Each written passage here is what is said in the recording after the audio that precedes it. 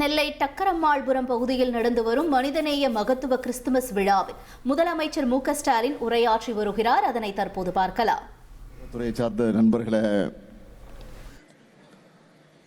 உங்கள் அனைவருக்கும் என்னுடைய அன்பான வணக்கம். கிறிஸ்துவ நல்லெண்ணெய் இயக்கம் நடத்தும் இந்த மனிதநேய மகத்துவ கிறிஸ்துமஸ் பெருவிழா மூலமாக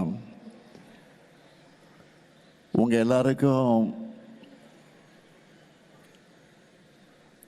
எல்லாருக்கும் மட்டுமல்ல, தமிழ்நாடு முழுக்க இருக்கக்கூடிய கிறிஸ்தவ மக்களுக்கு என்னுடைய கிறிஸ்துமஸ் நல்வாழ்த்துக்களை நான் தெரிவித்துக் கொள்ள விரும்புகிறேன்.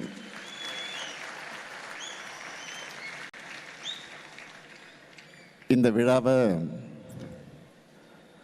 ஒரு மதத்தின் விழாவாக இல்லாமல் மனிதநேய மகத்துவ விழாவாக கொண்டாடுகிற உங்கள் எண்ணத்துக்கு என்னுடைய பாராட்டுக்கள், வாழ்த்துக்கள்.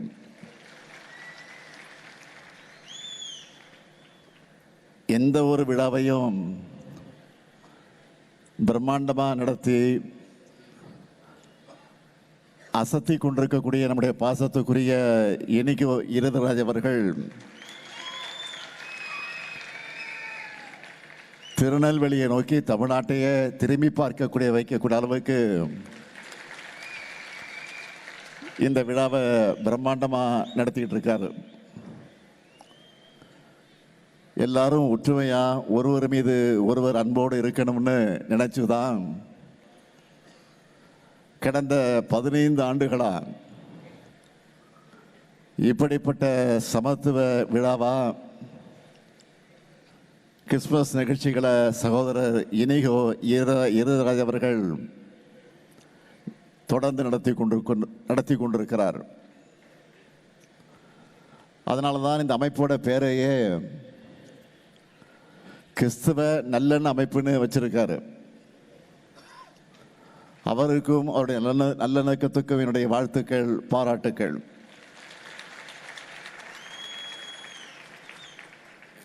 இந்த விழாவில் தென்னிந்திய திருச்சபை திருநெல்வேலி திருவனந்தபுரம் சார்பாக அமைக்கப்பட்டிருக்கக்கூடிய சாராள் தக்கர் கன்வென்ஷன் சென்டர் பிரதான நுழைவாயில திறந்து வைக்கக்கூடிய வாய்ப்பை பெற்றமைக்கு நான் உள்ளபடிய பெருமை அடைகிறேன். ஏன்னா தன்னுடைய வாழ்நாளில் இந்தியாவுக்கு வராமலே தன்னுடைய சகோதரி எழுதின கடிதம் மூலமாக இங்கே நிலவின பிற்போக்குத்தனங்களை அறிந்து அதனை போக்க கல்வி எனும் அறிவொளியை வழங்கின மாற்றுத்திறனாளி பெண்தான் சாராள் தக்கர் அவர்கள். தென் தமிழ்நாட்டில் ஏராளமான பெண்கள் படித்து கல்வி அறிவு பெறுவதற்கு அடித்தளமாக இருக்கிறது இந்த சாராள் தக்கர் போன்ற கல்லூரிகள் தான். கிறிஸ்துமஸ் விழா என்பது தேவாலயங்களில் மட்டுமில்லாமல் தெருக்களில், வீதிகளில், பணியிடங்களில் கொண்டாடப்படக்கூடிய விழாவாக இருக்கு. கிறிஸ்துமஸ் விழா என்பது நம்பிக்கையை விதைக்கக்கூடிய விழாவா, பரிவு காட்டும் விழாவா,